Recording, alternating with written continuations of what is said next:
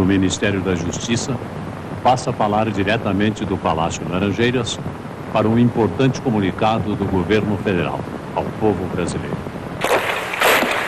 O presidente da República poderá decretar o recesso do Congresso Nacional, das Assembleias Legislativas e das Câmaras de Vereadores por ato complementar em estado de sítio ou fora dele, só voltando os mesmos a funcionar quando convocados pelo presidente da República.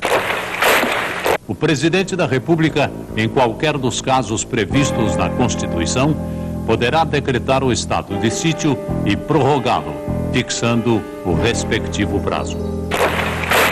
No interesse de preservar a Revolução, o presidente da República, ouvido o Conselho de Segurança Nacional e sem as limitações previstas na Constituição, poderá suspender os direitos políticos de quaisquer cidadãos pelo prazo de 10 anos e cassar mandatos e eletivos federais, estaduais e municipais. Fica suspensa a garantia de habeas corpus nos casos de crimes políticos contra a segurança nacional. Eu confesso que é com verdadeira violência aos meus princípios e ideias que adoto uma medida como essa. Mas adoto porque estou convencido que é do interesse do país, é do interesse nacional que ponhamos um basta à contra-revolução. O presente ato institucional entra em vigor nesta data, revogadas as disposições em contrário. Brasília, 13 de dezembro de 1968. Assinado, presidente Arthur da Costa e Silva. Há 30 anos, na noite de 13 de dezembro de 1968, o Brasil vivia um momento que iria se transformar em marco histórico. Naquela data, a democracia era atingida violentamente pelo AI-5 e o país mergulhava na ditadura. O ato institucional número 5 dava plenos poderes ao presidente Costa e Silva, colocou o Congresso Nacional em recesso, suspendeu os direitos individuais e iniciou uma leva de cassações. A partir do AI-5 e durante 10 anos, os militares mandaram no Brasil com mão de ferro. Este é o assunto do programa N de Notícia. Um dos setores da sociedade mais duramente atingido pelo AI-5 foi a imprensa. Por isso, nós vamos discutir o assunto neste programa. A censura tornou-se uma prática comum. Jornalistas foram presos, muitos torturados, outros mortos. Muita gente fugiu do país. Estão conosco aqui no estúdio 2 jornalistas. Márcio Moreira Alves. Márcio Moreira Alves, então deputado federal que esteve no olho do furacão. E Tereza Cruvinel, ambos colunistas de política de O Globo. Márcio, no dia 2 de setembro de 68, você fez um discurso na Câmara dos Deputados criticando a invasão da Universidade de Brasília e ironizando as Forças Armadas. Você disse no seu discurso que as Forças Armadas eram vale-a-couto, um refúgio de torturadores, e propôs que as mulheres rejeitassem os militares e fizessem uma greve de sexo. O governo não gostou, as Forças Armadas não gostaram, pediram providências ao governo, houve um pedido de licença para que você fosse processado, esse pedido foi rejeitado, tudo isso aconteceu no dia 12 de dezembro, no dia seguinte viria o AI-5. O motivo do ato teria sido mesmo o seu discurso ou foi apenas um pretexto? Não, Tramontina, hoje isso já está absolutamente esclarecido. Os militares da linha dura, os totalitários, tinham planejado o golpe desde janeiro e certamente desde junho. Estavam buscando um pretexto e o pretexto foi o meu discurso. Você deixou Brasília no dia 13 ou no próprio dia 12, quando percebeu-se que no dia seguinte alguma coisa de muito importante iria acontecer? Bem, eu tinha sofrido muitas ameaças de morte, de espancamento, e sabia que qualquer que fosse o resultado da votação na Câmara, a coisa ia ficar feia para o meu lado. Então preparei com amigos uma saída de Brasília rápida. E na própria tarde do dia 12, logo depois de contados os votos na Câmara, eu tratei de entrar na clandestinidade. A Tereza, na época, dezembro de 68... Onde estava? Onde é que você estava, Tereza? Nesse dia, nessa época, eu morava na cidade do interior de Minas, muito pequena, chamada Monte Carmelo, e me lembro que estávamos fazendo as provas finais do colégio estadual, um colégio misto, e quando se faz provas finais no interior, naquelas escolas antigas do interior, quem terminava podia sair logo. E todos iam saindo, faziam as provas para ir para a praça de frente comentar sobre aquilo. Eu não tinha uma percepção muito clara do que estava acontecendo, mas foi o primeiro chamamento político. Eu quis me inteirar, me acercar das rodas dos mais velhos, dos mais informados, para entender o que é aquilo. Muito mais tarde é que eu vim a perceber a inteira gravidade do que acontecera naquele dia, mas foi assim que eu tomei conhecimento com certo espanto, né? Márcio, como era a imprensa na época, naquele ano, que foi um ano em que os problemas aumentaram, o país passou a viver uma situação mais complicada, como era a imprensa? Era uma imprensa que apoiava o governo? Em princípio, criticava o governo? Os donos de jornal apoiavam o governo, e os jornalistas, de um modo geral, não. Porque já era uma ditabranda, não havia censura, mas havia ditadura. E jornalista nunca gostou de ditadura, nem os jornalistas de direita. Depois, quando houve a censura, por exemplo, o Estado de São Paulo foi um baluarte da resistência, e era um jornal, continua um jornal muito conservador. Agora, tem uma coisa muito curiosa, que os jovens hoje, quando eu falo, eles até nem acreditam. Não havia rede de televisão. As televisões eram locais. A cobertura de televisão era muito menos presente do que é hoje. Quando eu digo aos alunos de jornalismo, eu nasci, cresci, me formei, sem nunca ter visto televisão. Eles não acreditam. O AI-5 e a censura, especialmente, a censura acabou preservando algum veículo, algum órgão naquela época, porque os depoimentos que a gente ouve, que a gente tem, mostram que imediatamente após a edição do AI-5 já começaram as prisões. Os jornais já começaram a ser visitados e a censura já foi se implantando. E muitos jornalistas já foram sendo presos. A censura foi imediata e radical. Generalizada. Generalizada. E muitos jornalistas, homens e mulheres, foram presos e houve algumas tentativas de driblar a censura logo de saída, que é o número do Jornal do Brasil, produzido pelo Alberto Dines no dia 13, é um número exemplar. Tem fotografia de gorila, tem previsão do tempo, dizendo tempo fechado, chuvas e trovoadas. Dia dos cegos. O dia 13 é o dia de Santa Luzia. Santa Luzia é protetora dos cegos. Então ele pôs, hoje é dia dos cegos. Enfim, e claro que os jornalistas sempre gostam de driblar o censor. O censor, por definição, é um burro, é um idiota. E sendo burro e idiota e sendo jornalistas inteligentes, eles tratam de lhes dar um drible. Sobre este assunto, vamos ouvir o depoimento do jornalista Milton Coelho da Graça, que dirigia a revista Realidade. Ele fala da resistência e da luta dos jornalistas para driblar a censura.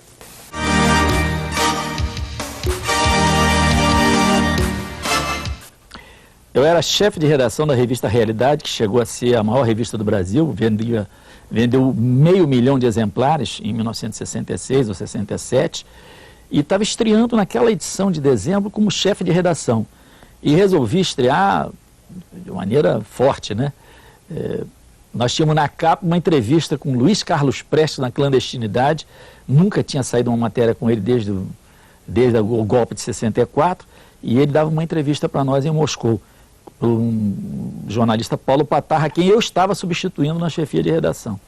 E só que nós, na sexta-feira, nós sabíamos que algo ia acontecer, e aconteceu. Na segunda-feira, agentes da Operação Bandeirantes invadiram a editora Abril, atrás de mim e do Paulo Patarra. Felizmente, o Paulo Patarra não estava na hora, e eu fugi pelos fundos, com a ajuda do pessoal da segurança da empresa. E depois a empresa foi lá explicar na Operação Bandeirantes que eu não tinha culpa disso, que era responder aquelas coisas, né? E conseguiram jogar panos quentes e não voltaram. Eu fui depois perseguido por outras razões também, porque um rapaz em Minas Gerais foi apanhado vendendo o livro de Mao Tse Tung em Belo Horizonte, e ele tinha vindo de Montevidéu e passado na redação e pediu dinheiro para nós. E aí foi torturado barbaramente por esse capitão Gomes Carneiro e esse tenente Moacir Paixão, que estão esta semana nas páginas de Veja, quebraram costela dele, quebraram um braço, e ele aí disse que eu tinha muito dinheiro, que eu era o homem das finanças do Lamarca. Agora você imagina se eu fosse preso mesmo dessa segunda vez, voltar a invadir, mas aí procurando a minha mais 3. E nós levamos quase um mês para atinar qual era a razão da perseguição. Também depois conseguimos esclarecer, mas enfim, só aí imediatamente no AI-5 eu tive 2 ameaças, uma cadeia, porque eu cheguei a Belo Horizonte e fiquei preso 4 dias. Mas o que eu gostaria de registrar é que a gente não ficou parado. Os jornalistas brasileiros tiveram uma conduta muito bacana diante do AI-5.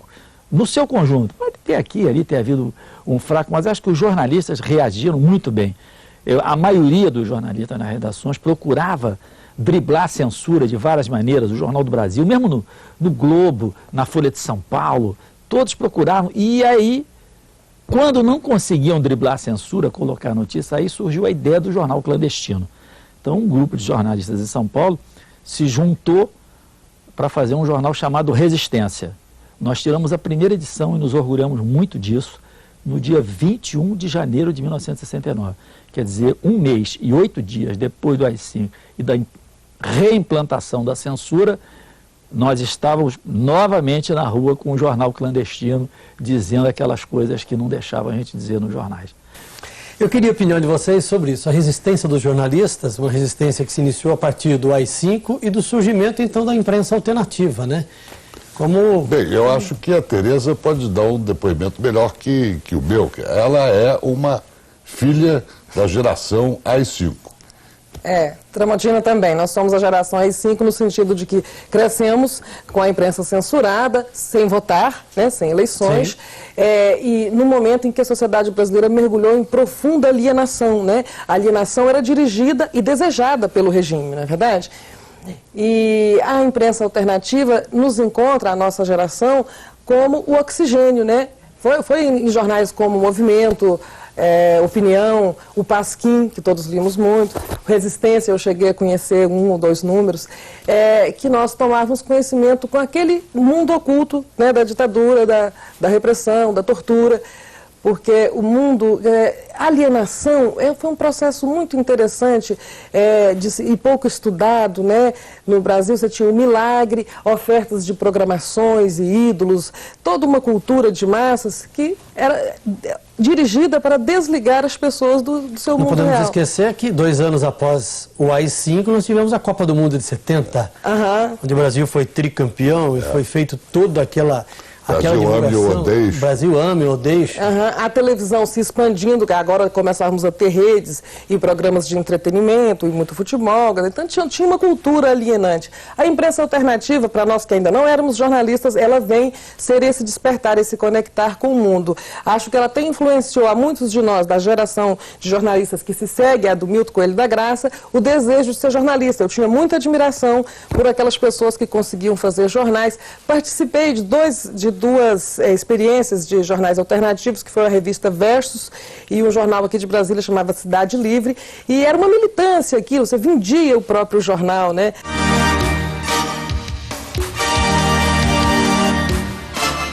O jornal Opinião foi fundado 2 anos depois da expedição do AI-5, já dentro desse regime de violência e de arbítrio. Mas, na verdade, a Constituição brasileira, promulgada pelos militares, ela não permitia censura à imprensa. Só podia haver censura moral. Não era o caso, porque o jornal nosso era um jornal, sempre foi profundamente austero e só tratava de assuntos sérios. Então o jornal começou a sair, em 5 números não aconteceu nada, sobre o aspecto de censura, mas como nós começamos a tratar de alguns assuntos, como, por exemplo, dívida externa, problemas de má distribuição de renda, problemas realmente consequência do regime ditatorial que nós estamos vivendo, do autoritário que vivíamos na época. Aí no número 5, quando fizemos um artigo sobre a dívida externa, dando valores maiores do que o governo propalava, e eram verdadeiros, o ministro da Fazenda da época pediu para a parte de segurança para botar censura no jornal. Quer dizer, não era só a censura, não atingia só e não atingiu apenas os jornais que tratavam das notícias no dia a dia. Não, atingiu também as revistas, os semanários, revistas mensais. Tanto assim que o Gasparetto fez uma revista alternativa, depois criou-se um movimento.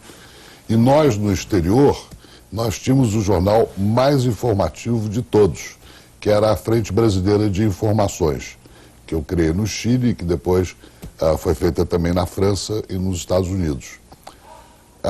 Esta Frente Brasileira de Informações reunia notícias de tortura, de violência, vindas do Brasil inteiro. Pernambuco, do Rio Grande do Sul, de Minas, e claro, do Rio e São Paulo, que era onde a repressão era mais violenta. E nós fazíamos em espanhol, francês e inglês para distribuir essas denúncias pela imprensa estrangeira no mundo inteiro.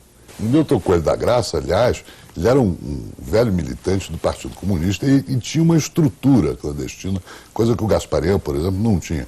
Mas o Milton, eu cheguei a visitá-lo na cadeia em Recife, que eu tinha feito uma série de artigos de denúncia de tortura, e o encontrei realmente todo esbordoado, sem os dentes do lado direito, tinha sido torturado naquele conjunto de torturadores chefiados pelo coronel Hélio Ibiapina. Quer dizer, ele já vinha apanhando há muito tempo.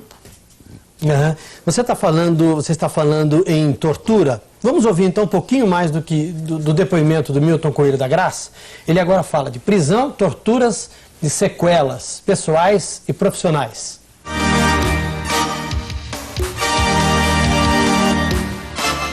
Algumas sequelas permanentes, por exemplo, esse jornal Resistência que eu te falei, que eu trouxe aqui uns exemplares para vocês verem, ele foi finalmente descoberto pelos militares, através de uma operação gigantesca que eles montaram para pegar, e eles foram pegar o esquema de distribuição e chegaram até o casal em cuja casa eu fazia o jornal. E esse casal foi levado, foi barbaramente torturado, ela foi posta nua, ele no pau de arara, e ameaçando estuprá-la se ele não falasse, e ameaçando matá-lo se ela não falasse. Os dois não disseram meu nome, eu escapei graças ao heroísmo desses dois, José Evandro, que hoje é um engenheiro rodoviário, e ela é professora da USP, mas eu sei que isso os abalou profundamente, e é claro que eu também saí abalado do episódio. E eu tenho companheiros jornalistas que se tornaram alcoólatras, por causa do medo, da intimidação, de todo o processo que nós passávamos nas redações. Nós temos companheiros que desistiram de ser jornalistas. E pior de tudo, quer dizer, a universidade, ela passou por um processo de intimidação tão forte que os alunos que foram estudar jornalismo, por exemplo, nesse período, o curso tinha como maiores tônicas o estudo teórico do jornalismo. Então você tinha pessoas que não tinham o menor interesse político. A maioria dos alunos formados naquela época são pessoas que não tinham o menor interesse por política, por outras coisas, por coisas, vamos dizer, por pensar o Brasil. Então eu acho que isso foi um preço muito alto que o país pagou e que a imprensa pagou. Eu acho que só agora, depois de 15 anos de restauração democrática, que nós vamos comemorar no ano que vem, é que a gente começa a se recuperar inteiramente dos prejuízos que a ditadura nos causou. A tensão fazia parte do cotidiano profissional nosso. E a morte do Vlado, ela ocorreu 7 anos depois do AI-5, mas foi seguramente o momento, vamos dizer, de maior emoção, de maior tensão que todos nós jornalistas vivemos. O Vlado, eu posso dizer hoje aqui, o Vlado era uma das pessoas que ajudava a dar notícias, a dar as notícias censuradas num outro jornalzinho que nós tínhamos chamado Notícias Censuradas.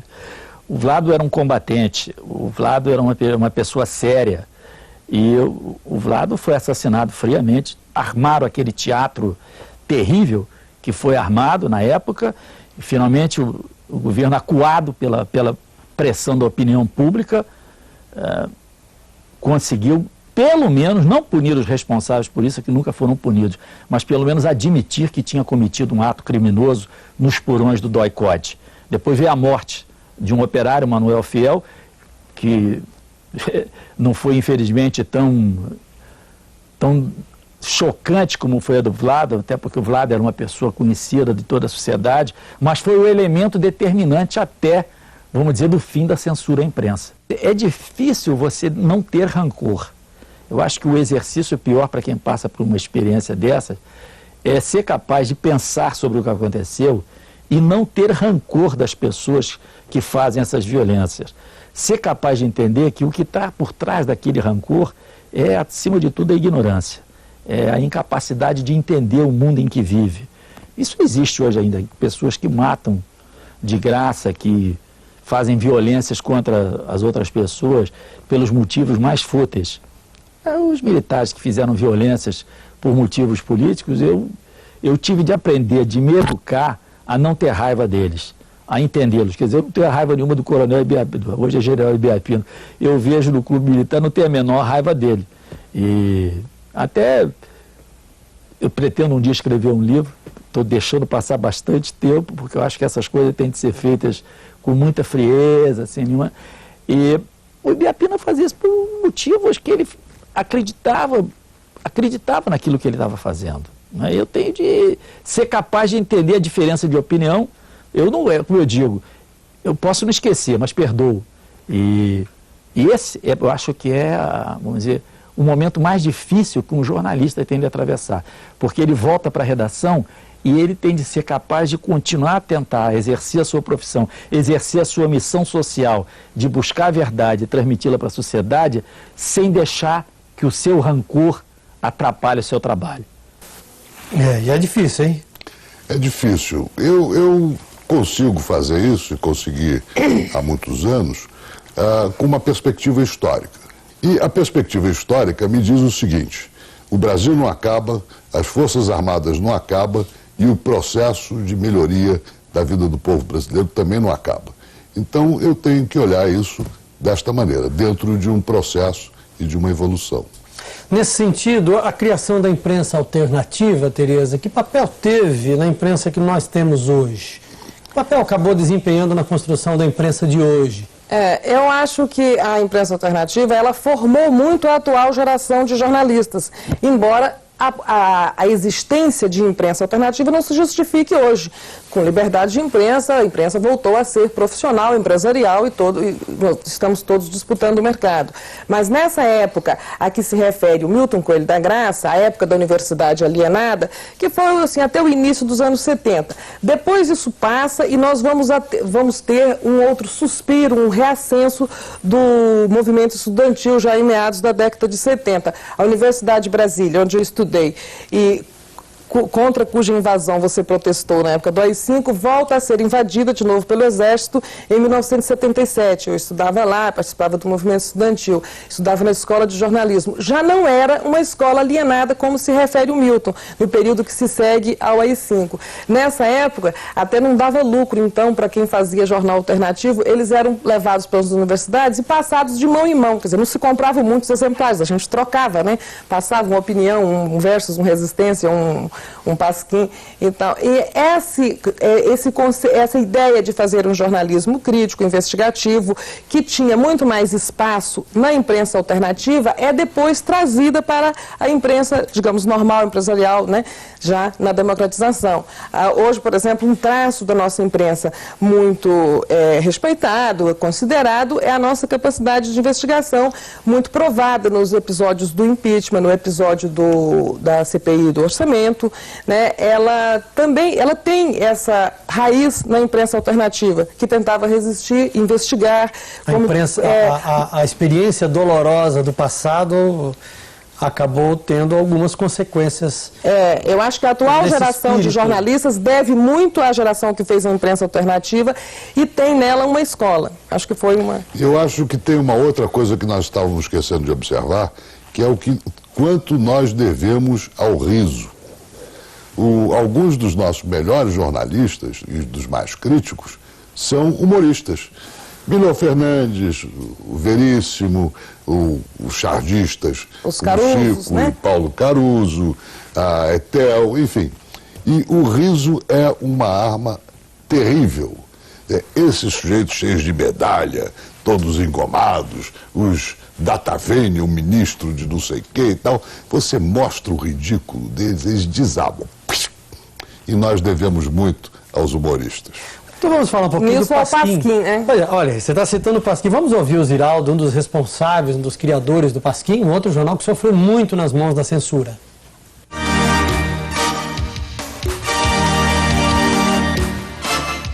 Eu já contei isso muito, mas a história toda é que a ditadura, o conjunto de normas para cercear a liberdade de imprensa, a liberdade de expressão contida no texto do AI-5, eles se esqueceram de que você teria que registrar o jornal para sair. Se ele tivesse esse problema de registrar o jornal, talvez o Pasquim nunca fosse autorizado a sair. Então, tinha esse espaço, né, que a gente pôde usar. Então, 6 meses depois do AI-5, a gente já estava já tinha tentado, em 64, o Pif-Paf com o Milor, quer dizer, os cartunistas quase todos tinham uma indignação social muito grande. Em geral, você vai fazer cartoon, fazer charge, por causa dessa indignação social.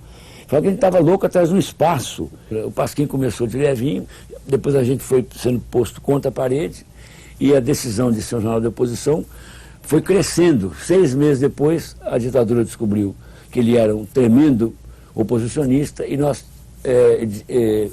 fizemos o jornal durante todo o tempo, até a anistia, com censura prévia. A gente mandava 5 exemplares, 5 matéria para 5 números para censura, para devolver matéria suficiente para fazer uma só. Tinha que enganar. A censura era muito engraçado, porque eu lembro que uma charge saía no Jornal do Brasil, eu fazia a mesma charge com um pouquinho de vez no Pasquim, o censor dizia, essa não pode sair. Eu falei, mas saiu no Jornal do Brasil. Ele dizia, mas lá não tem censura, aqui tem, eu não vou perder meu emprego. Era assim que a censura era exercida. De maneira que, agora, passada a dor, a gente vê que ridículo foram os anos negros, além de dolorosos, naturalmente.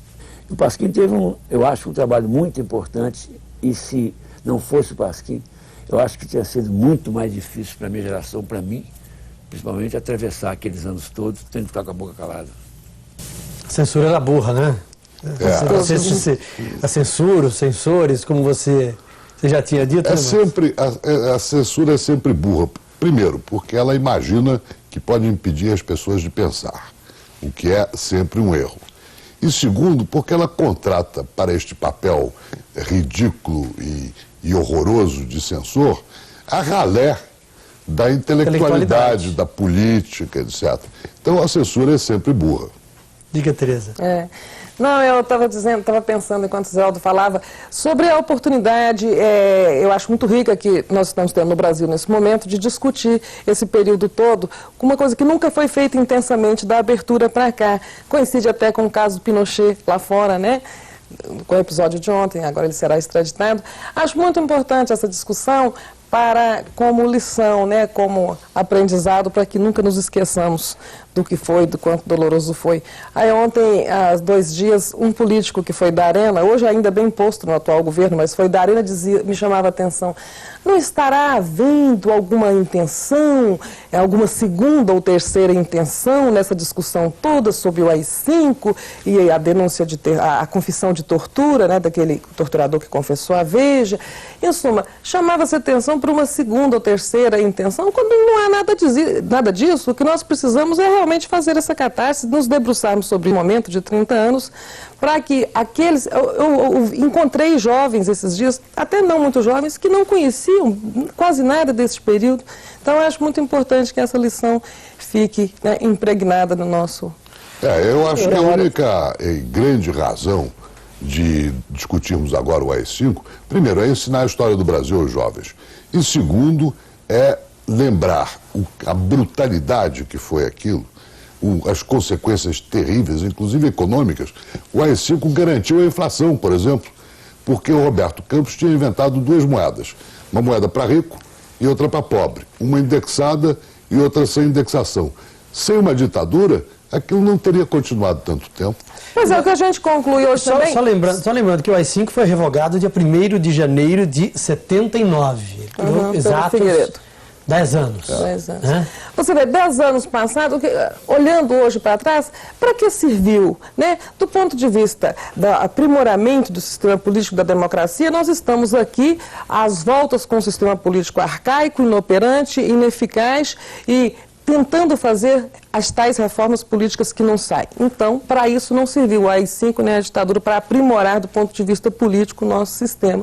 E do ponto de vista econômico, houve um milagre, mas o milagre foi baseado em endividamento externo, ele resultou depois em recessão e outros problemas, e estamos também aqui hoje vivendo uma situação econômica incerta, difícil, né, até imprevisível, não sabemos bem onde vamos chegar. Então, se você olhar para trás, na verdade ele só produziu dor e perdas, né?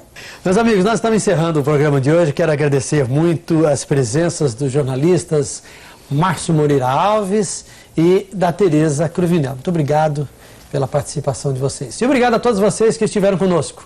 Até o próximo programa.